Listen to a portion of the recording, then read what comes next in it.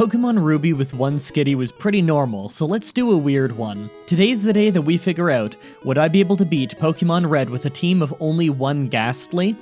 Gastly has a very strange and limited moveset in Gen 1, especially since some of his moves worked differently in Gen 1. Not only is Lick only 20 power in Gen 1, but Ghost is considered physical, and Gastly is a special attacker, so this'll be interesting. Like always, I'm writing the script as I go through with the challenge, so all of this part is being written before I've started. Everyone comment down below and guess if I can win or not. I'm pretty sure that I can do it, but that I'll need some very good confusion and hypnosis luck on the game's many Alakazam fights. Let's explain the rules. In combat, I can only use Gastly. I'll need other Pokemon to use HMs, but I won't be able to use any of those Pokemon in battle. No glitches or exploits, no items in battle, only items outside of combat are allowed. Let's do this. I use the Universal Pokemon Randomizer to replace Charmander with Gastly so that we can do this full challenge with it. The opening rival battle is as easy as you'd expect since Tackle can't hit ghosts, so we hit level 6 instantly. Natures and abilities aren't a thing yet, so right now we're pretty basic. Lick is a weak attack that can paralyze, Confuse Ray confuses enemies, and Nightshade does my level's worth of damage to the opponent, although weirdly in Gen 1 it works against normal types. I nickname it Coughing, because that's hilarious to me. So let's go over a little bit on how Ghost works in Gen 1. Lick doesn't affect normal and psychic types. That probably sounds confusing, but Gen 1 was really weird in how things worked. Even though trainers in the game say that ghosts are good against psychic, the only non-fixed damage ghost move in the game is Lick, and it doesn't affect psychic types. Now here's the extra confusing part. Other ghost moves, like Nightshade, do work on both normal and psychic types. In fact, do you see these 3 ghost moves? They're the only 3 ghost moves in the game. This means that the only move that Coughing here gets the same type attack bonus on is Lick, an already really weak 20 power physical move. Nightshade does as much damage as our level, so right now that would only be 7 damage. Great for taking out low health Pokemon like Onix, but not great for most Pokemon. It could be strong if we were over-leveled though. Last is Confuse Ray, our only great move. It's a 100 accuracy move that causes confusion. We'll need this. So in recap, only one ghost move doesn't work on normal and psychic types, but it's also the only regular damaging one.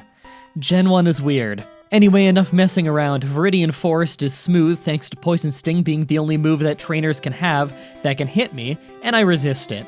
It ends up being a super easy route to get through, especially since there aren't any normal types. For the first time in one of these challenges, I spend less than 10 minutes grinding and end up at Brock already at level 13, so I give the battle a try. Since most of his team uses Tackle and Nightshade bypasses high defense issues, they get completely taken out in almost exactly 1 minute. For once, we have the perfect Pokemon for the Brock fight. As easy as the Brock fight was, we've run into a problem that's pretty much the opposite of most of our challenges. Normally, the gyms are hard, and then the trainers are easy since we're over-leveled. With this, the gym was easy, but we do so little damage and only have 15 power points to hurt normal types with, so we usually have to run back and heal between most regular trainer battles. Amazingly, during the route, I see a glitch that I've never seen before. Ekans uses Wrap. It doesn't work because it's normal type, but then it continues to stun lock me as if it had caught me in a wrap and will just do no damage every round. That is incredible. I kind of can't believe that in all my years of playing Gen 1 I've never seen that happen. I wonder if it works with Bind too. Mount Moon was nothing too difficult, but on my way through I took the Helix Fossil. I knew that if I didn't say what I took, you'd all ask. Actually, now that I think about it, everyone ask anyway, comments are good for the YouTube algorithm. You know, if I just said that I took the Root Fossil, I wonder how many people would just gloss over that part. And with that, we're at our usual point where we have to fight either the rival or Misty. I decide to try the rival first since that opens up a new route to us. He opens with Pidgeotto. He's part normal, so I have to rely on Confuse Ray and Nightshade. Thankfully, he never gets a sand attack in on me. Abra can't fight back, but we can't use Lick on him, so he does waste some of my Nightshades. Next is Rattata, yet another normal type. Some confusion damage and Nightshade puts him down easily. Last is Squirtle, one that we can finally use Lick on. I do it a couple times, but it does almost nothing, so I just end it with another Nightshade. That was an easy battle, but mostly just because he didn't use any non-normal type moves.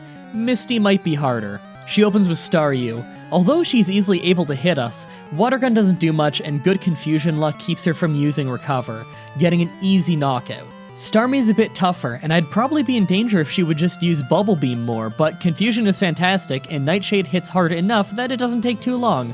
Although at one point, I did use Lick forgetting that Starmie is psychic, so it wouldn't work. It was an easy win though. Nugget Bridge and the Northern Route were nothing special, so we're clearly too strong for this area, so let's rush a bit for the next rival fight. I'm actually skipping non-mandatory trainers at this point to keep my level a bit lower, so that we can figure out where the first real challenge will be. On my way, Coughing hits level 27 and learns Hypnosis, a 60% accuracy move that causes sleep. It's not super reliable, but it will get great when we hit level 35. SSN rival fight time. Once again, first with Pidgeotto. He actually never sand attacked me weirdly enough, even with me giving him an extra turn with me forgetting that I can't use Lick. Raticate is second, but it's another too easy Nightshade fight. Third is Kadabra, and I tried to shut him down early knowing how much damage that he can do, but I got lucky and he only used Confusion once. It took out a third of my health, but he spent so much time trying to use Teleport that I actually ended up getting an easy Nightshade knockout. He probably could have just fainted me if he kept using Confusion. Last is Wartortle. I try to put him to sleep, but it takes a few attempts to actually hit it. I take some damage in the process, but if Water Gun is the strongest thing he's got, then I've got no problem. A few Nightshades and he's down. Next is the always annoying Trashcan Puzzle. I, yet again, got the puzzle first try where I found the switch. I swear, just always check the top left can. The second switch is there like half the time. This is a good omen. Lieutenant Surge sends out Voltorb, but my usual Confuseray and Nightshade combo keep him from hitting me, so he's easy. Pikachu wastes his chance to attack me by using X-Speed instead, so Raichu is out. He's a beast though. His first Thunderbolt not only hits hard, but also paralyzes us. A second Thunderbolt almost takes us out. We managed to put him to sleep though, and in Gen 1, sleep was extra brutal since it could last much longer, and you can't attack on the turn that you wake up. So I managed to get in 3 Nightshades and take him out.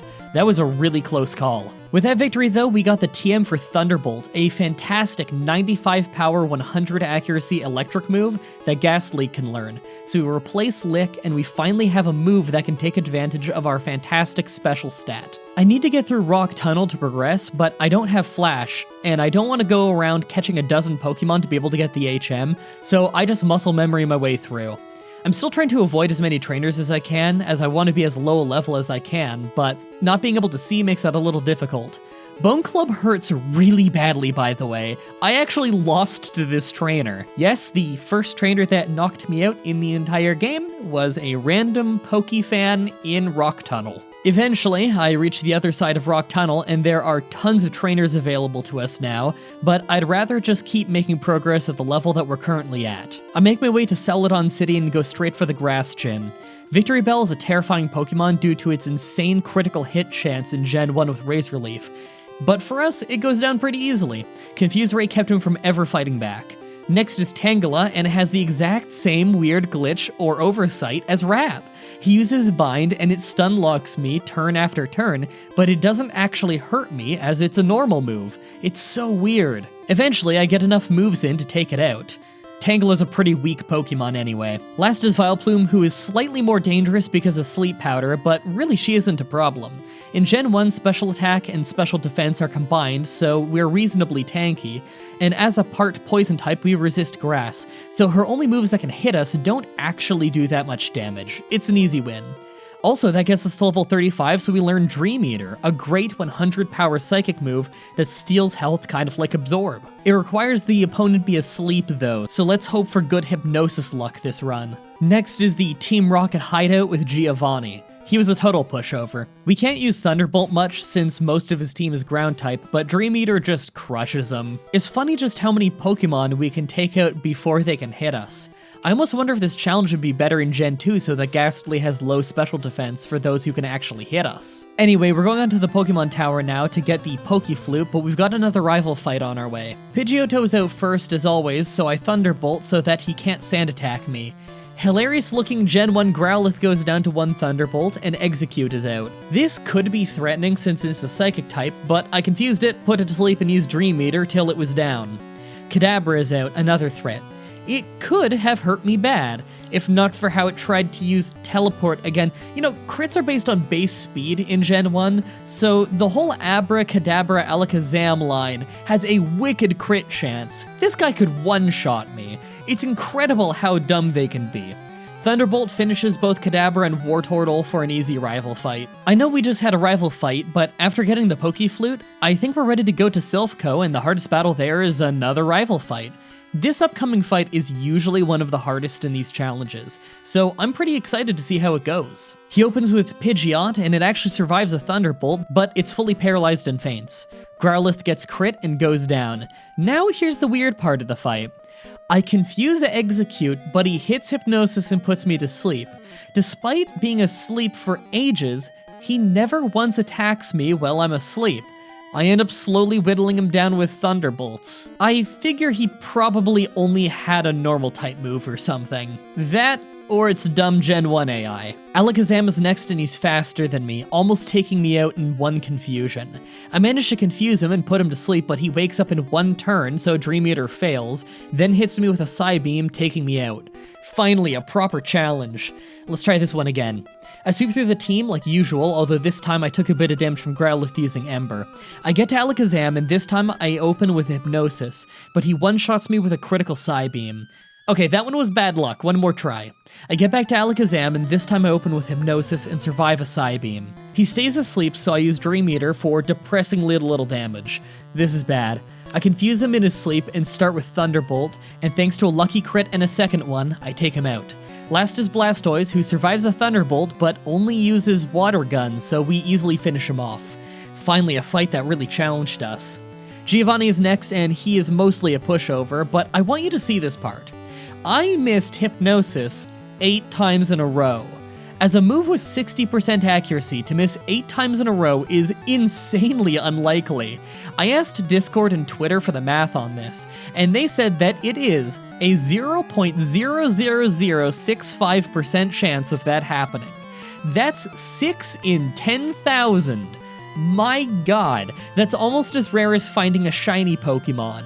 And yet, we still won the fight because Giovanni is that easy. Sabrina, the Psychic Gym Leader, is next, so this is pretty scary as you could imagine. Instantly, we get crit by Kadabra, who's faster than us. Okay, if they're all gonna be faster than us, then we don't stand a chance yet. Let's go deal with Koga first.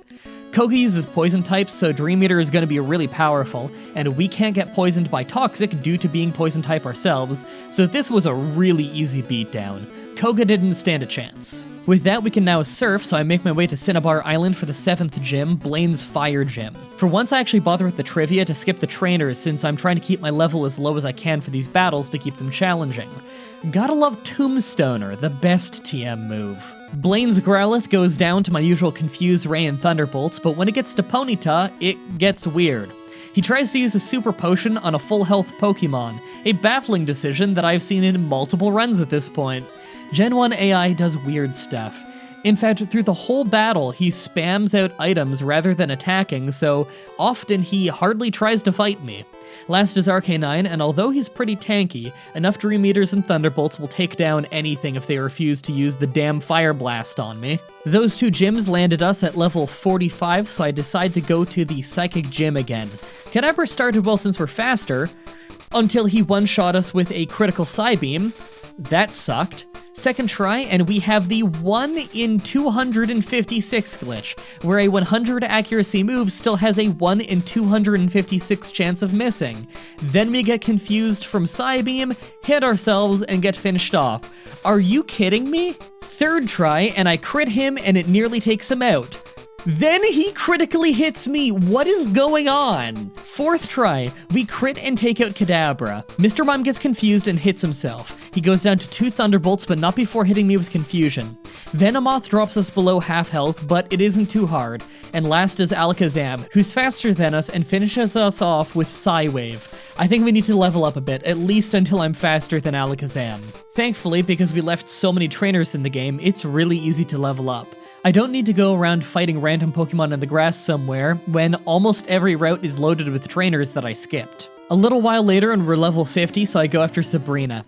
Kadabra goes down to 1 critical Thunderbolt, Mr. Mime goes down to 1 critical Thunderbolt, Venomoth gets put to sleep twice in a row due to it waking up right away, then gets taken down in 1 Dream Eater, and Alakazam is out last. I confuse him right away as he puts up a useless Reflect. I hit Hypnosis and start Thunderbolting for almost half his health. A second one brings him to red health, but he's still asleep, so one last Thunderbolt finally wins us the Marsh badge. Last is the Giovanni Battle for the Ground Gym. Most of these Pokemon could one-shot us with a strong ground move, but we end up one-shot sweeping all of them other than Rhydon with Dream Eater. With Rhydon, we two-shot him. Giovanni is usually one of the easiest parts of Gen 1 challenges. Before the Elite Four, we have one last rival fight. Pidgeotto is out first, so I use a critical Thunderbolt to take it out. I can't Thunderbolt Rhydon, so naturally I put him to sleep and take him out in 1 Dream Eater. Growlithe can't handle a Thunderbolt, so Execute is out. He resists all my attacks, so I hit Confuse Ray, but he paralyzes and Leech Seeds me early. It's an incredibly slow and brutal fight, but eventually I take it down, but I'm in rough shape. Alakazam is next, and although he wastes time with stuff like Reflect, we're fully paralyzed twice in a row, so he finally uses Psychic and easily finishes us off. Second try, and although we get past Execute without getting paralyzed or even hit, Alakazam still outspeeds us and crits me with his Psybeam, one-shotting me. We'll need to be a higher level.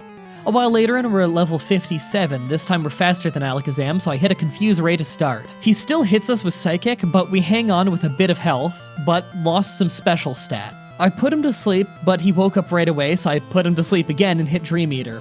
It hardly did anything though, so I go for Thunderbolt for pure damage. I get a lucky crit for massive damage, and a second one takes him out. Last, he sends out Blastoise, and Thunderbolt does less than I expected. He uses Withdraw though, so a second Thunderbolt easily wins the fight. Victory Road is a cakewalk since we can just use Repel and bypass nearly every fight, so the last real challenge of the game is just the Elite Four and the Pokemon Champion. Considering the Champion has an Alakazam though, our worst nightmare, I'm gonna have to power level.